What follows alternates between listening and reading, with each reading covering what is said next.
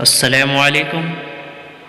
اس video کے اندر ہم کلمہ اور کلام میں کیا فرق ہے اس کو جانیں گے۔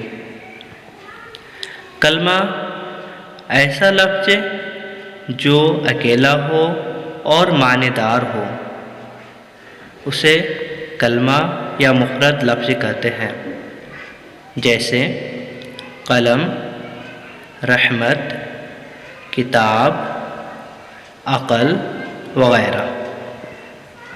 کلام کئی معنی دار لفظوں کے مجموعے کو کلام یا لفظ مرکب کہتے ہیں، جیسے رحمت اللہ، عقل مند، انوار الحق وغیرہ۔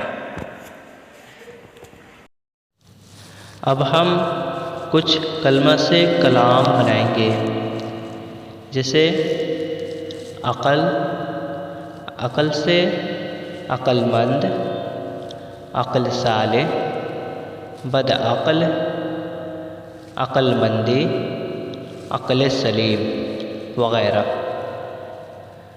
دوسرا لفظ قلم، قلم سے قلم دان، قلم تراش، قلم کار، قلم زن، قلم رو وغیرہ۔